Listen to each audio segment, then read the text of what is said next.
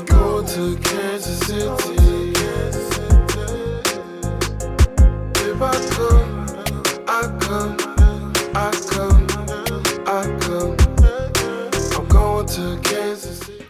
Welcome, everybody, to another episode of Choppin' It Up with the Cleavers. My name is Emmanuel Cleaver III. And I'm Emil Cleaver. Every Tuesday, we drop a new episode. Subscribe to our YouTube channel, Choppin' It Up with the Cleavers. Check us out most places you get your podcast. Dropping some new episodes, knowledge. So one thing that struck me that happened last week is Lebron James at a press conference. I don't know if it was after a game or what.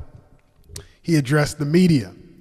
And he addressed them basically saying he was surprised, disappointed that none of them asked him about the Jerry Jones picture, where Jerry Jones is taking a picture blocking black students from entering Little Rock Central High School, even though he said, I don't know why I was there. I was just curious. Yeah, that was a lie. The coach told the players to stay away. Yeah, and from what I understand, they interviewed one of the black students, and they said it was all on the radio, it was all on the news, that there might be trouble. They even said, I guess the governor issued a warning saying that there could be violence, and all this was on the radio and the news, the newspaper. So for him to say he didn't know, that's a lie. Yeah, but LeBron basically said he was disappointed the media hadn't asked him about that. Like they had with Kyrie Irving, and one reporter tried to jump in and ask a question, probably going to say, well, Kyrie plays basketball. But LeBron talked about how, when black folk do something, it stays in the media, but with Jerry Jones, you barely hear about anything. So, and also LeBron James has let it be known from day one that he's a Dallas Cowboys fan. As soon as he's entered the NBA, he's let it be known that he is a huge always has been a Dallas Cowboys fan. So it should, and the media knows this. So that's another reason why he asked, well, why didn't you ask me about it? So, I don't know, heard a lot of people, I know Roland Martin went on ESPN to talk about it. I didn't see it. But just my thoughts on it, mad props to LeBron for bringing it up, saying what a lot of black folk were already thinking, that the Jerry Jones story wasn't getting much props. And I know they talking about it 60 years ago or whatever, 70, I don't know how many years. I don't know that matters. I mean, it's a big deal. And, to say that just because he was a kid, you forget about it. Like we talked about last week, I mean, he hasn't hired any black coaches. So no. And then what was his quarterback got up and said, look at his resume. Look at what he's done now. That's what Dak said? You didn't see that? No, he said, yes, he did. Look at Jerry Jones' resume? Yeah. For what? He was like, you can't judge him. It. You can't judge him for 65 years ago. Look at what he's done since then. No black coaches. How about that? He's probably thinking, well, he pays me a lot of money. Of course that's what he's thinking. He hires black folk. They play. The black people are on the field. So he must like black people. But, there seems to be, and what LeBron pointed out is, Jerry Jones incident isn't the first one. Kyrie was headline news, like he was the governor of a state or something. Yeah. That was crazy. For just making a post. And he's a basketball player, but they treat him, he's a head of state or something. Because it was, I was hearing about it left and right. But we touched on this in the past, how, some white celebrities do some things or say some things, but they bounce back. But if you're black, it's hard to come back. You can give a few examples. The Brett Favre. Yeah. That's still a big thing. Him stealing money from poor people in Mississippi, I would think that would be big news. Millions of dollars. Yeah, it made the news, but it hasn't, not nearly, not even close to the Kyrie Irving incident. It made the news. Brett Favre, I thought he's trying to get his name cleared from what I understand. He doesn't believe that he's done anything wrong. So he doesn't understand, why can't I take money from poor people? Who says where he said, where does it say that I can't do that? Well, I don't know. In that state, maybe it doesn't. I mean, come on. He's trying to clear himself, man. He can pay all the money back, but the fact that he tried to do it, I mean, but that didn't receive as much attention. But then you look at some other ones where people did some terrible things and came back. One person that comes to mind is Mel Gibson. Man, I was flipping through the channel the other day and saw a movie where he was on. He's back like nothing happened, and he was hoping. His prayer to God at night was that his girlfriend was raped by a gang of black people. No, he said a pack. Oh, a pack. A wild pack of a wild pack, like the wolves. Yeah, a pack. So not just a regular group, stray but a dogs. Pack. Rape his girlfriend. That was his prayer. His wife or his girlfriend? I think it was his girlfriend. Not to mention what he said about the Jews. Yeah, I mean, he said that the Holocaust never happened. Mm-hmm. Yet he's still making movies with major studios. So that lets you know that the Jews don't run all of the media. Right. So that's the Kanye. But at the same time, he was able to come back. I mean, he's back. What major motion pictures Mel Gibson did to me was much worse than what Kyrie did. Oh, of course, not even close. Kyrie just posted something. Yeah, that talked about his black people's ancient history and may have had some views that some people didn't like. But he just posted something. But Brett Favre, I mean, the police stopped him. You must be Jewish. I mean, he was. You talking about Mel Gibson? Mel Gibson, yeah. the police need to stop Brett Favre, but yeah, the police stopped him, and he goes off on some anti-Semitic rant.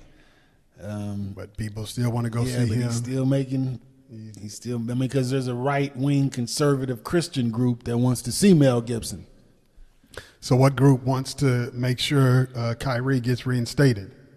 I mean, that whatever group that is, obviously they don't have enough power. That's group is called Negroes, and no, we don't have enough power. That's the black group, and we do not have enough power. We can cry. Well, we do have enough power. We just don't know how to pull it together. Yeah, I mean, if people came together, we can make a difference. I mean, we tried some things like some people, when the whole Colin Kaepernick thing happened, and people were going to stop watching football. But there was a lot of discussion about that because some were like, man, but there are other black players. So do we support them? They're black coaches. They're few. Yeah. So that really never had any traction. And I know some people today that still don't watch football because of that. Yeah, I don't watch football, but it has nothing to do with Colin Kaepernick. Right. I mean, I watch the Chiefs, and after the Chiefs, I'm not trying to watch any other football at all. That's just not my thing. Yeah. But you got people like Mel Gibson, and then you could also say Martha Stewart. Although a lot of folk who aren't extremely wealthy still trying to figure out why why that's illegal. What, Martha Stewart? Oh, because the inside trading. Yeah, I mean, but she did. Well, she went to prison. Yeah, she went to prison. Supposedly, so she served her debt to society. Those other Mel Gibson didn't. She came back. Brett Favre didn't. Well, that says another thing. White men. Maybe it's a white man thing. Yeah, I mean, I'm gonna say yes. Because she did have to. I mean, yes, it was insider trading, but if you know something's gonna go down. It's hard not to. I mean, it's hard not to. I mean, so although poor people don't think she did anything wrong. Right. There's a lot of people that don't think, but she did it. But she went to prison. I'm glad she made a comeback, doing a lot of stuff with Snoop now. But Mel Gibson, Brett Favre, you can even throw Big Ben, although he was never convicted. But they seem to not have any issues. Mel Gibson probably has a Christmas movie called Home with the Jews or something. I mean, he's crazy. No, it's not. It's not. I don't think it's Jewish friendly movies. But what about Michael Vick? Did Michael Vick come back good? I mean, he came back. He wasn't real popular, but he was able to come back and play. I mean, he lost. His career was never the same. No, it wasn't even close. No. I'm talking about right now. Doesn't he work for some stations or do? I don't know. I don't know about that, but I hope so. I hope he's made a comeback. But That is the truth. So just mad props to LeBron. And, you know, I know a lot of people don't like LeBron. For some reason. But, man, I mean, I like him because he steps up for the cause. Yeah. He's going to step up. So And maybe sometimes he's wrong, but nobody's ever perfect because I guess people got mad at him because what he initially said about Kyrie. Yeah. But, I mean, you know, he's human. He's human, but he does step up. So I still got to give mad props to him. But the other thing, here's the other thing. This is sort of off subject, but, I mean, we talked about Kanye. And, of course, he goes on Alex Jones and continues to make a fool of himself. But that leads me to think, why do people keep giving him platforms when you know he's going to say something silly? Well, you know why Alex Jones I know why he did. I mean, Alex Jones is he needs to seek professional Other help. people are giving him a platform because they're trying to grow their media company. They're trying to grow their business. I mean, that's what I'm saying. If he gets suspended from Twitter or wherever he's suspended from now, but he's still getting stuff out there because people are calling him in, you know, because, yeah, you're right. They want to get their viewership up. And a lot of these podcasts are just small podcasts. And you want to come on one, come on ours, Kanye. Yeah. Come on here. But it's not going to be we'll be easy fair, question. but it ain't not going to let you just say anything like Hitler invented the microphone. Yeah, and the highway system. Come on. Yeah, I mean he just has to get checked on his incorrect facts and things like that. But they keep giving him platform. But it also reminds me of Herschel Walker because they give these two black men continue to get platforms to say things that do not make any sense. I mean, who supports these two black men? Some right wing, white men. I think that's the common denominator for these two black men that are in the media, and one might be our senator tomorrow. Not ours, but a senator in Georgia. Well, I mean, if he's, you could say ours because it's. I got you. It's part of he's voting. It's, but his campaign, they're keeping reporters 25 feet away from him so they can't ask him questions. And then if he's elected, I mean, oh man, I can't believe this. But I could understand him time to talk. Man, Herschel, him and Kanye. But I mean, it is a conservative right wing group that is supporting these two black men because they're like, look at what we got. Come say something. Come on over here. Yeah, say something. And I'm glad Obama. Former President Obama got on Herschel a little bit. Did you see that? No, what did he say? Oh, man, you didn't see that, man. He was campaigning for Warnock, and he was talking about, man, do you want somebody who's worked for the community? And he goes on to all the hard work that Reverend Warnock has done. Or do you want somebody who talks about vampires and werewolves? And then he's talking about, man, I'm not even going to lie to you. I've had an argument who was tougher, werewolves or vampires. But I was 7 years old when I did it. I can't believe you haven't seen that. That's a good one. Yeah. Or at least I didn't do it on a campaign trail and try to make the connection. Yeah. So, I mean, Obama got on him. But, Herschel Walker, he's an embarrassment to his family, his legacy. I don't know if he's an embarrassment to his family. His family might be like, look at my boy. Well, some of his family, some of his kids are. Well, yeah, some of his kids. We don't know all his kids because he does. But the bottom line is they're white conservatives who are keep putting these two men, giving them a platform to say platforms. Whatever they want to say. And that needs to be addressed. So you heard it here first on Chopping It Up with the Cleavers. We are saying that conservatives are putting these two men, giving them platforms so that they can make a fool of themselves. They're probably going back after they get Herschel Walker on the stage, and after he's done, they probably go back and they're telling jokes about him in the back. And of course they are. And he's sitting right there, but he's laughing. Because he doesn't understand that they're talking about him. Right there with him. I mean, I guarantee you that Ted Cruz and who else appeared in the video with him, they're laughing at you, Herschel. Man, I'm sorry, but they're laughing at you, dude. That's the unfortunate thing. But speaking of people that need help, your boy Donald Trump called for an end to the Constitution. Says we need to tear that thing up and get rid of it.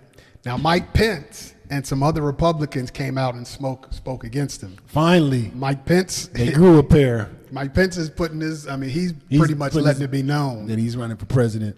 He's letting it be known, but I still don't think he has a shot.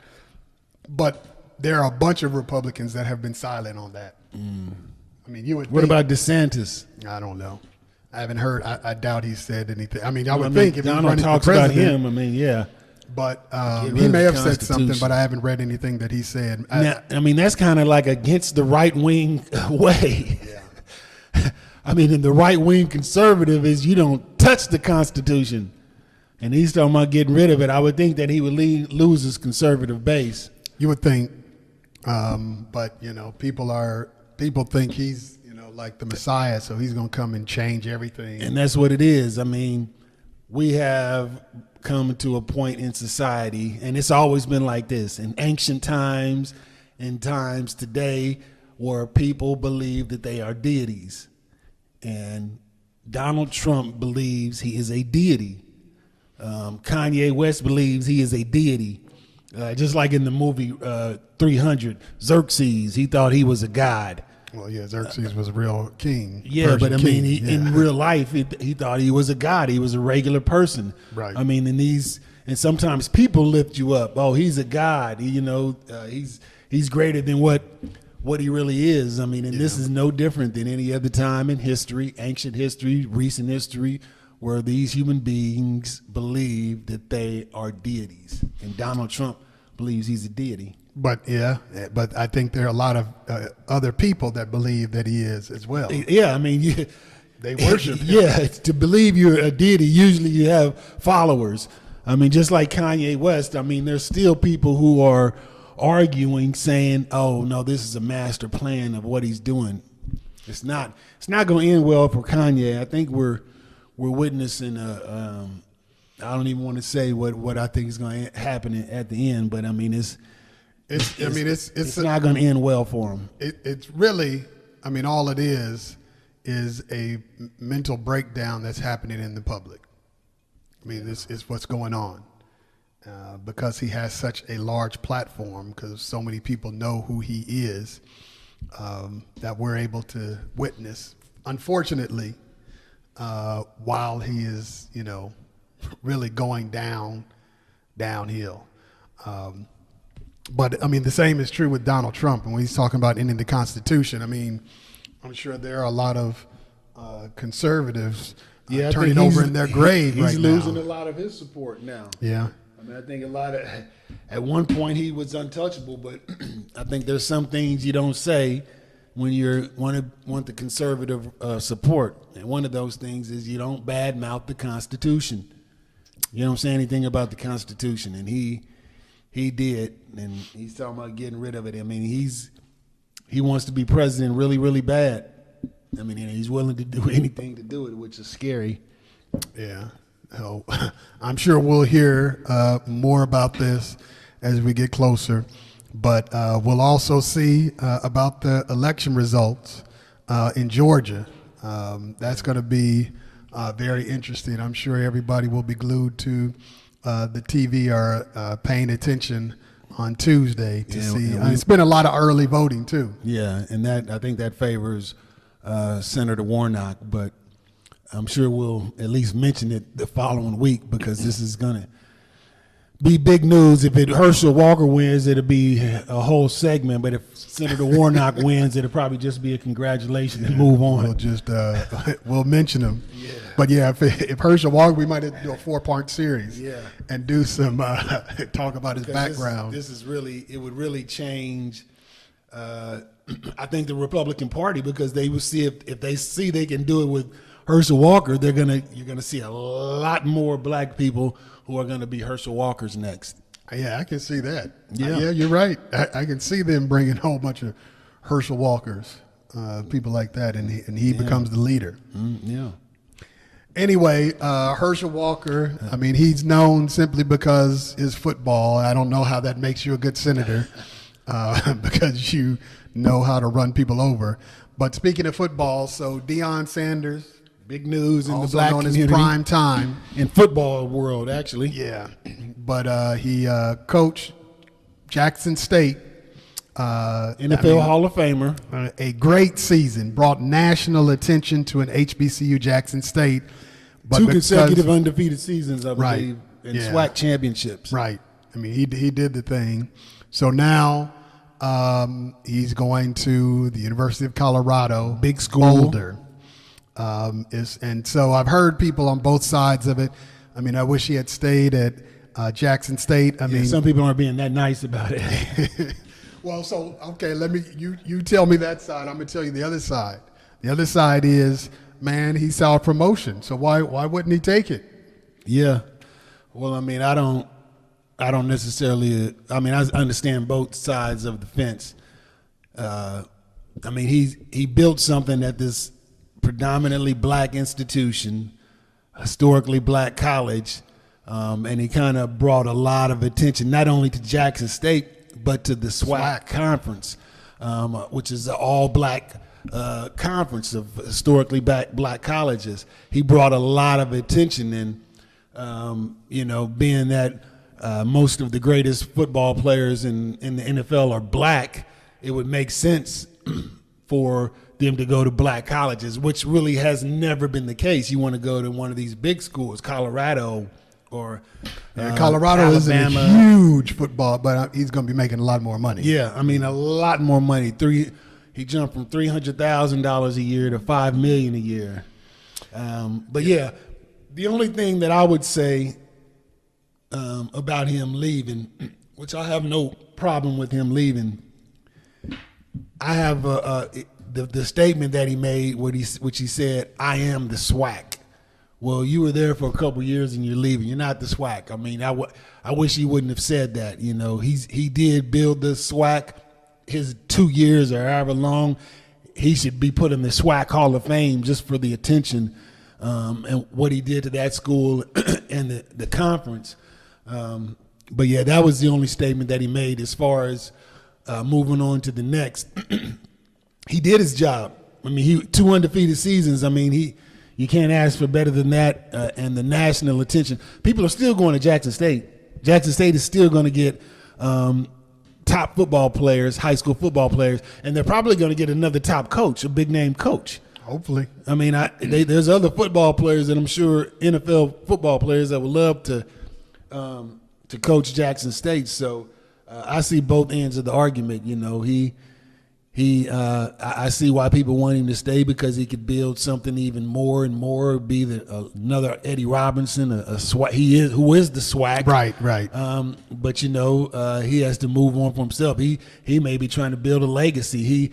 He's an NFL great, Hall of Famer, Super Bowl champion. Some people believe the greatest cover man, also a Major League Baseball player, one of the greatest athletes of our lifetime. But to win a national champion would add on to his legacy even more. So, I mean, we don't know what he's trying to do, but we do know that he used to coach high school football, which he didn't make a lot of money for. He coached the SWAC, and he gave half his salary back to SWAC, to the school. So, I mean, I think he did his part, and it's well deserved. This nice little raise. Yeah. And also there aren't a lot of black coaches that are coaching these big institutions. So, I mean, that's kind of a win as well. But I bet you in the next couple of weeks we're going to hear a big name signing from Jackson State. Yeah, it would be good. And, Deion did his thing. But it would be good if the SWAC and what's the other one, the MEAC, had all of these blue chip football players going to those schools instead of Alabama, Ohio State. Of course. I mean, people have been talking about that for decades, back when we were in college, that what if, somebody like Shaq went to Southern or instead of LSU, or Mahmoud Abdul-Rauf back in the day went to Hampton. I mean, they would still get national attention. Wherever Shaq went to school, I mean, he would have got national attention. Yeah. So Yeah, I mean, I would love to see teams in the SWAC competing for the college football championship. I think Deion Sanders and what he did with Jackson State will go a long way, but it's still a long way to go for them to be considered. Yeah. If he had stayed there, I mean, he might have been able to get Jackson State up there where they'd have to have a 6 real, or 7 years. Yeah. It would have taken a while. I mean, because he would have got better recruits Right. each year. Oh, yeah. So I mean, he could have gotten there. But they would have to have I don't think people calling him a sellout. I don't think that's a fair statement whatsoever. I don't think you can call somebody a sellout just because they're looking for. I mean, everybody wants a better opportunity.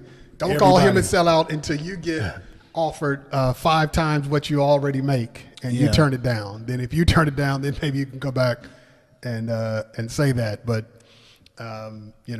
people's like, well, he shouldn't need any money. You don't know what people need. You don't know what he's trying to build. I mean, he has children. They're going to have children. Their children's children. I mean, he's trying to build generational wealth. To make sure that his family are power players in the future. So you can't count his money, but I don't think he's a sellout. I mean, I would have liked to have seen him stay, but I'm glad that he's getting his due. And who knows? If he wins the national championship, he may come back. But like I said, I guarantee you, I'm not guaranteed, but I'm pretty sure that Jackson State will hire a big name coach in the future. Yeah, I mean, if they can get a big name to follow Deion, then they will continue to be on national TV like they are now. Yeah. I'm not going to call him a sellout. I mean, at the end of the day, I wish he would stay at Jackson State, but I can never, knock somebody because they have goals. We don't know what his goals and dreams are. So he's trying to build on his legacy. I mean, and he did leave a great legacy at Jackson State. Like I said, he should be a SWAC Hall of Famer for those 2 years. It's just the attention. Yeah, the attention merely that just the the SWAC attention got. But yes, I have to agree. He shouldn't have said he was the SWAC because there are too many people, coaches that have done far. I mean, they didn't bring the attention, but they coached some great players. Yeah, I mean, NFL they coached some NFL players too. Eddie Robinson is the SWAC. Right. I think it's pretty clear that obvious. There's other great SWAC coaches, but Eddie Robinson, I think, from Grambling, would lead. You all don't know. Lead the list. Right. So we are now in December, and it started really a little before Thanksgiving. All of these Christmas movies, man. And I'm gonna have to say, people might be getting mad at me. The majority of Christmas movies are kind of whack. Yes, I would agree with that 100%.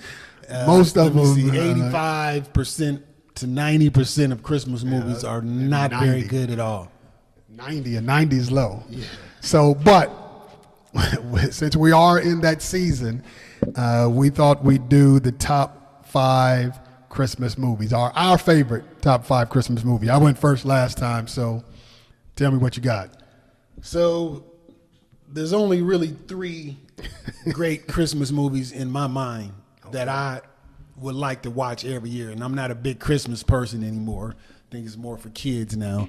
But there's 3 movies that I would like to watch every Christmas because I'm a movie lover, and these are just great movies that happen to be about Christmas. So number 5, these are, good other top movies, but the top 3 are all-time great movies, period. But number 5, I have a two-way tie. Number 5, I have a Christmas Carol. And I know there's been a lot of Christmas Carol movies, but this one is with George C. Scott, 1983.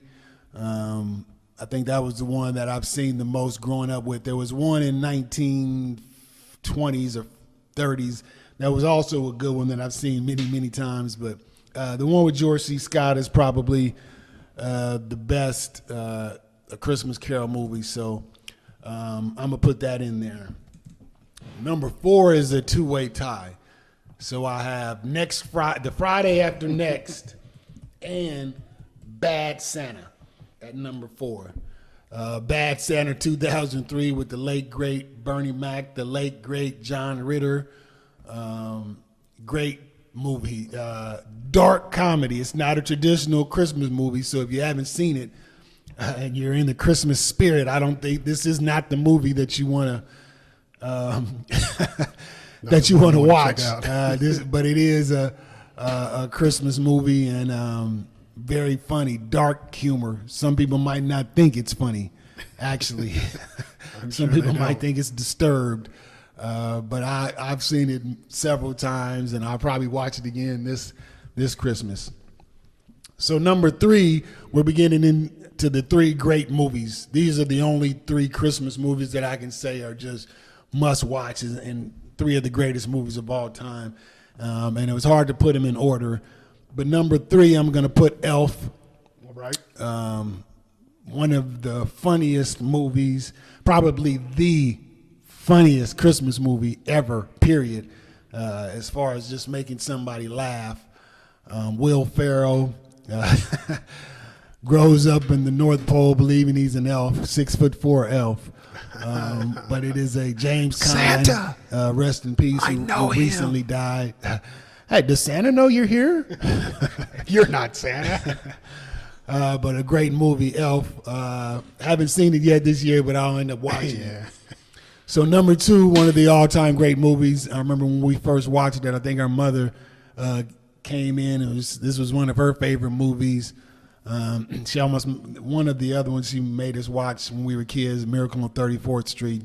But this one, I wasn't a fan of when I at the time when we were being forced to watch it, and I actually became one of the greatest movies, in my opinion, of all time. It's a Wonderful Life, which was actually a box office flop. It came out in 1946, a box office flop. It did not do well at the box office, but years later, through television and syndication, it became a classic. It became a classic, one of the all-time great movies. Really just Christmas at the very last scene. But yeah, shows the worth of a man's life. He gets to see the worth of his life. And it's, really great movie. You don't have to watch it during Christmas, but one of the all-time great movies. Jimmy Stewart, a great actor of his era. Number 1, I'm pretty sure everybody can guess, 1983. This movie was also a box office flop. It flopped at the box office, but years later, through cable syndication, A Christmas Story became, and I would go ahead and say today, it's probably the most famous, the most watched, the most loved Christmas movie of all time, A Christmas Story. Just a great, fun story about kids growing up, and that's why I like it for Christmas, because I think Christmas now is more about kids, and this is a story about this particular Christmas for Ralphie. Ralphie. So it's just a great movie. I know that they just released the new one, which I plan to watch before Christmas, with all the original cast except for the father who passed on. But yeah, those are my top 5. I'll name some honorable mentions once you're finished. Yeah, I have some hesitation about the new Christmas Story. I'm gonna watch it, but I'm a little leery of it. Well, I mean, of course. So our list is kind of similar, and I'm agreeing. It's hard to really look. I mean, there aren't a whole lot of Christmas movies that I really like that I watch every year. So, but ours are pretty similar. So I don't know, the number 5 I've been going back and forth with, but I'm gonna say 2 movies: National Lampoon's Christmas Vacation with Chevy Chase. The racist Chevy Chase, and just all around horrible human being. But yes, it was a great movie. It was good. Yeah, anybody who's worked with him really doesn't like him. Everybody that's worked with him said he is a horrible human being. But I haven't heard the racist part. I just heard that he wasn't a good person. Yeah, check out Donald work Glover. with. Yeah, listen to Donald Glover. Oh yeah, because they were on that TV show Community. Yeah. Okay. The other one I have is Almost Christmas. Okay. It's a newer movie. So you got Danny Glover in there. That's a good one. And you Monique. got JB Smoove, Monique. Yeah. And who else is in there? Anyway, it's a good Union. Gabrielle Union. That's who I was thinking. Omar Epps is in there too. Oh yeah. So I mean, it's one of the newer movies that I like. And it's a predominantly black cast. Yeah. And Monique, I thought killed that movie. I mean, Yeah. I know she's been controversial, but I thought she did very well in that movie to bring the funny. Yeah, no, she did. She did. Of all the black movies, I mean, that's probably my top. So so Almost Christmas. I'm gonna put that. That's so I'm gonna do National Lampoon, number 5, Almost Christmas, 4, number 3, Elf, as always talked about. So our from here on out, we're gonna be pretty similar. Elf, just because it's a funny movie. Will Ferrell kills it. He does. And he has a new movie out with new Christmas movie out with old boy Ryan Reynolds, who's pretty funny. I haven't watched it yet, but the trailer I've looks seen pretty that. funny. Yeah, You seen it? No, I've seen the trailer, so I'm gonna check it out. Number 2, I have It's a Wonderful Life, 1946. They only have one black person in it. Her name is Lillian Randolph. Give me a husband. I've been saving this. And yeah, she probably some stereotypes around her character. No question. But overall, the movie was kind of deep to really look at what a person's life is like if they never existed. Good movie. So it is a good movie. Thank goodness for television syndication. Yeah. Or we would have never heard of that movie. Right. Number 1, Christmas Story, no question. Based in Indiana. Ralphie Parker, the lead character. And it's a great movie about him. Flick. Yeah, it's just the whole dynamic. Scott Vargas. Vargas he's had a pretty good, decent career. Yeah. But the thing about the movie, I mean, you get to know all the main characters, the mother, the father, Ralphie, and the little brother. I mean, you get to know who they are, and it's it's all about Christmas. So that's my top 5. My only thing with that is I hope that they sign good contracts because they should be some of the richest people in Hollywood. Christmas Eve is 24/7 Right. on several channels. Right. It is one of the most popular movies probably in the history of you can movies. get one of the lamps because we have one of those lamps. Yeah, I bought it for you. The shirts, Yeah, shoes, all the paraphernalia that goes with it, man. So I hope that they got their deal and those actors are getting paid They should be getting paid like for the syndication of that. You're gonna pay us for this one if you want all the original characters. Yeah, and so I hope this new one they all got their just due. Okay, what are some of your So some honorable of the mention? honorable mention is I'm gonna have Scrooged with Bill Murray. I'm also gonna have National Lampoon with the racist and terrible human being Chevy Chase. I'm also gonna have This Christmas. That was the one with Chris Brown. Yeah, Chris Brown. That was pretty good. I'll name those 3. As far as little kid cartoons, Rudolph the Red-Nosed Reindeer was a good one. I don't know what clay animation or whatever that was, but I used to always enjoy that one. The Grinch That Stole Christmas, Yeah, the that's a cartoon good version. Those You are didn't like the one with Jim Carrey? the Jim Carrey is good too. Those are both pretty good. I have to say some Friday After Next. Yeah, I said that. Yeah, I know. So, I have that on my list. Ricky Oh, Smiley, I see what you have on there. Yeah, that one was a crazy Christmas movie. The Night Before Christmas Yeah. with Anthony Mackie and That Seth, one was Seth silly. Rogen. Yeah. Now that was, but it was a different kind of. It wasn't about family sitting around drinking coffee. Oh yeah, Harold and Kumar's Yeah. Christmas. I should have put that in there. That was that's a pretty good one. Harold and Kumar Christmas. Of all their movies, the 3 movies they made, White Castle, Guantanamo Bay, and Christmas, that's the one. The Christmas one is the one I would like the least. Out of the Harold and Kumar movies. Obviously it's the 3rd one. Yeah. The first one is going to be the best usually. What's his name? Patrick, whatever, killed those roles. Yeah. So those are just a few. I mean, there's some other kind of weird Christmas movies. Like Die Hard 2 is technically Yeah. a Christmas movie. Yeah. But yeah, I if it's on, I might Krampus. watch some of it. Who? Krampus. Oh yeah. So let us know which Christmas movies we missed. And please subscribe. Go tell your friends, your family members. If you watch the show, please subscribe to the channel. Choppin' It Up. Subscribing helps with us to help bring in more content and to keep the channel going. We're trying to keep this thing going and build it bigger and better than ever. So make sure you subscribe. Check us out every Tuesday. We drop a new episode, Chopping It Up with the Cleavers. Subscribe to our YouTube channel. Check us out most places you get your podcast. Peace. I'm of the modest, here I am. I come, that's where I'm from. I say I'm going.